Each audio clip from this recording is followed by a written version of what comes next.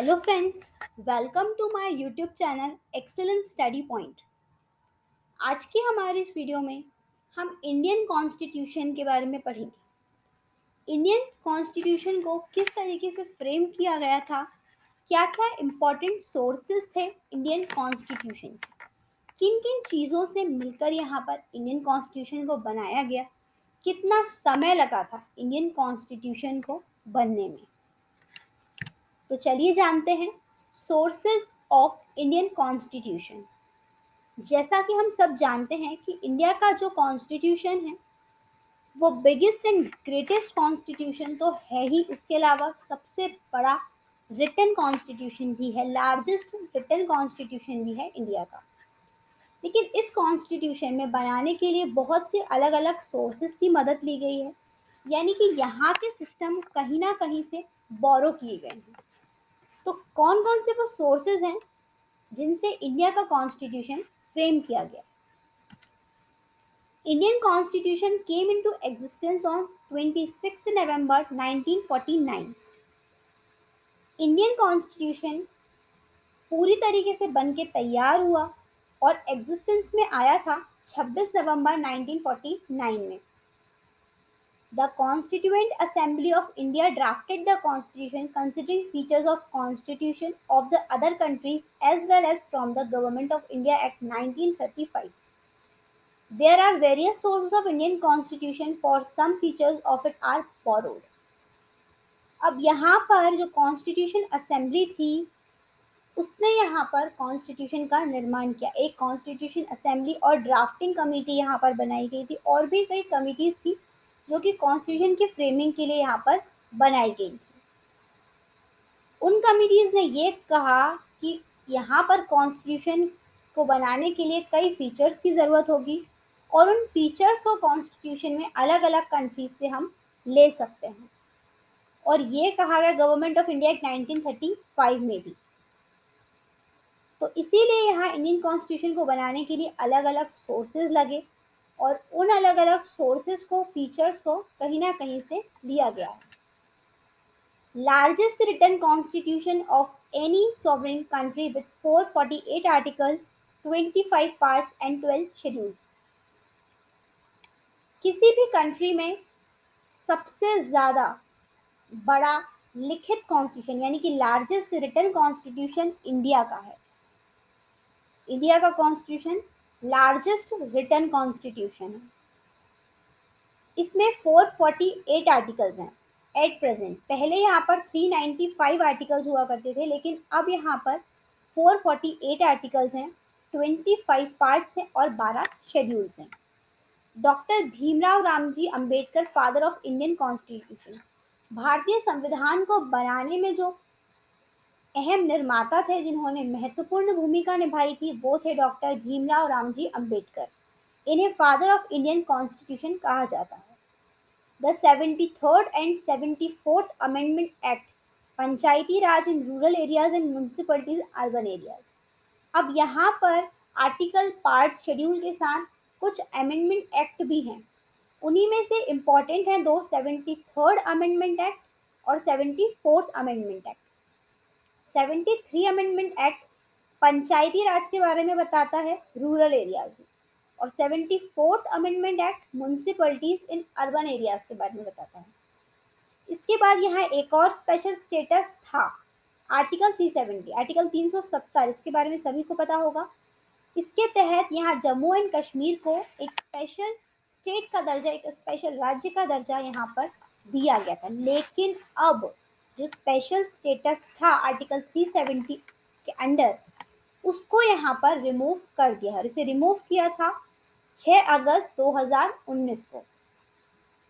ये bill pass हुआ था और यहाँ पर से इस आर्टिकल को हटा दिया गया है। तो अब ये आर्टिकल एग्जिस्ट नहीं करता है।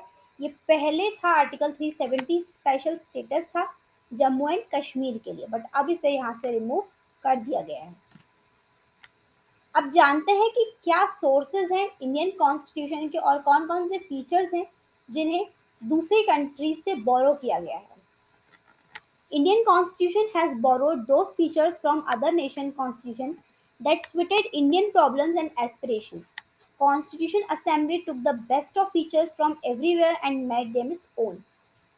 अब यहाँ पर इंडियन कॉन्स्टिट्यूशन ने दूसरे नेशन से सिर्फ वही फीचर्स लिए हैं जो कि इंडिया की प्रॉब्लम्स को सॉल्व कर सके, इंडिया के कॉन्स्टिट्यूशन के लिए ज़रूरी और अच्छे फीचर्स हैं, वो उन्होंने अडॉप्ट किए हैं।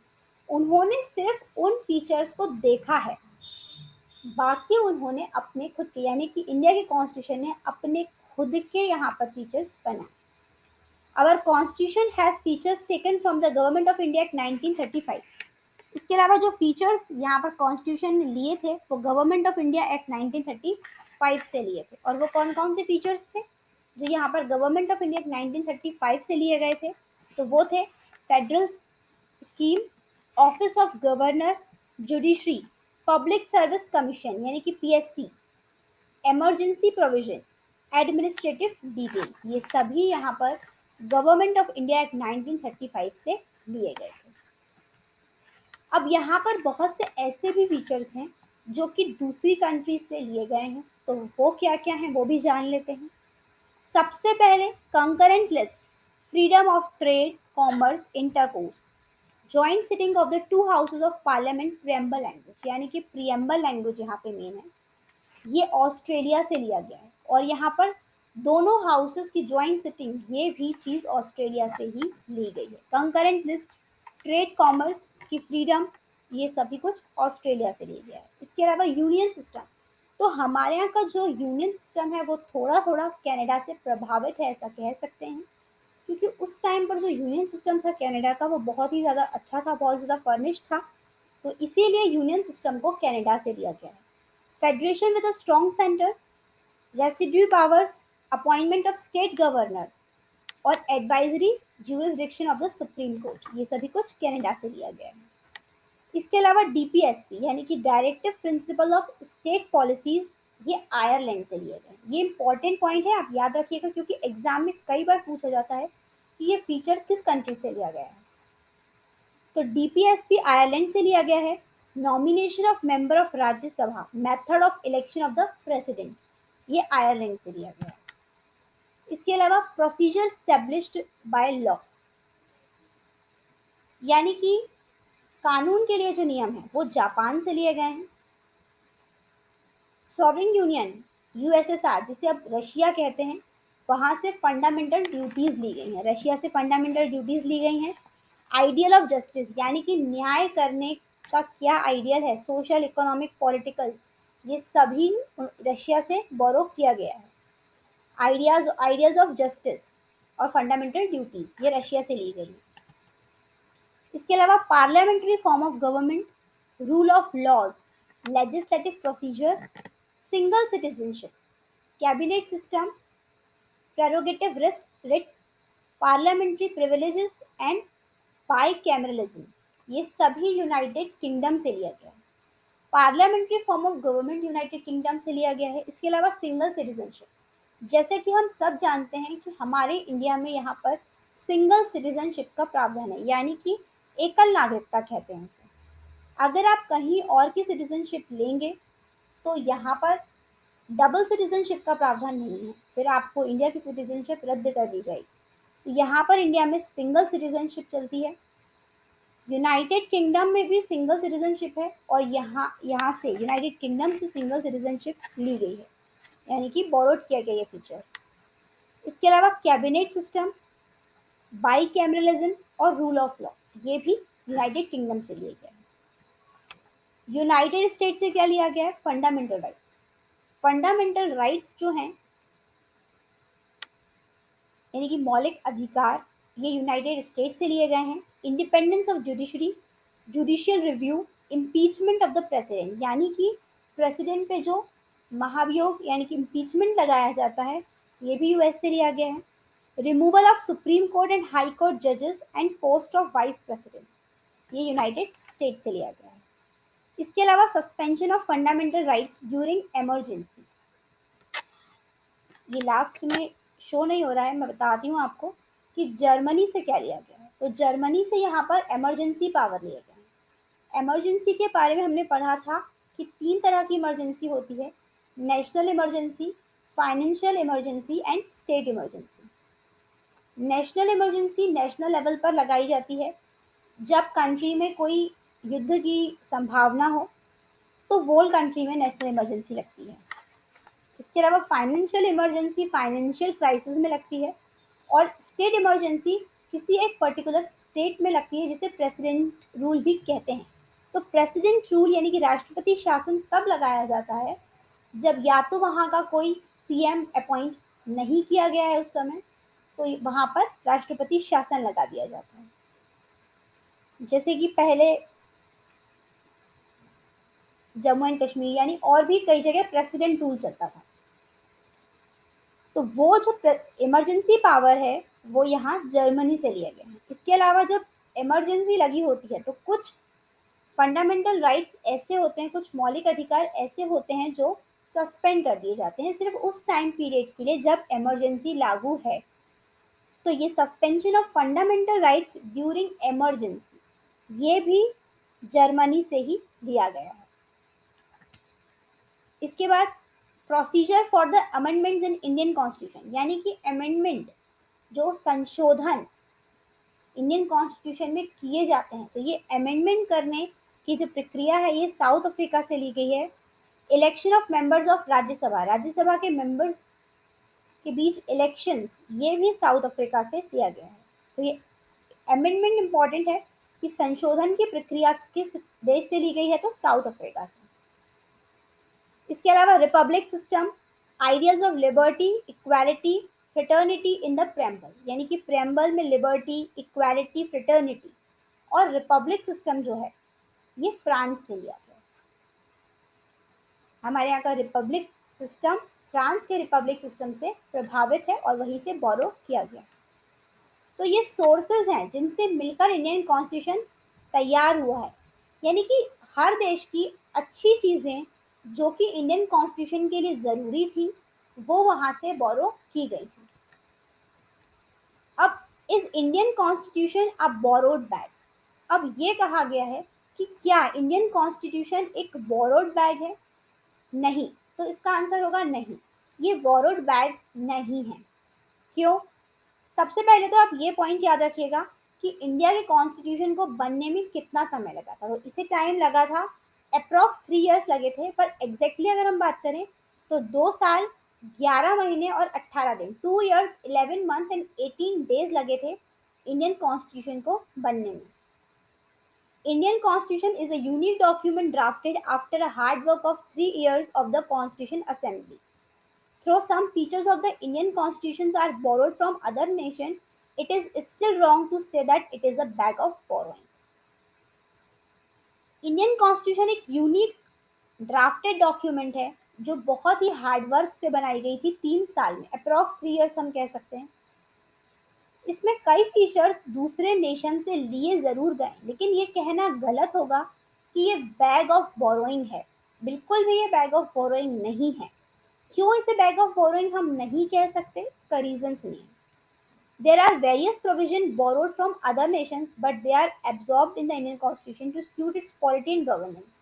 दे आर नॉट एग्जैक्टली कॉपीड, यानी कि यहाँ कुछ ऐसे प्रावधान हैं, कुछ ऐसे नियम हैं, कुछ ऐसे फीचर्स हैं जो कि अदर नेशन से लिए जरूर गए हैं, उन्हें एब्जॉर्ब भी किया गया है अच्छी पॉलिटी और गुड गवर्नेंस के लिए, लेकिन वो एग्जैक्टली पूरी तरीके से कॉपी नहीं किए गए, यानी कि वैसे के वैसे हमारे संविधान में उन्हें कॉपी नहीं किया गया है, उनमें अपने हिसाब से उनमें फेरबदल किए गए हैं।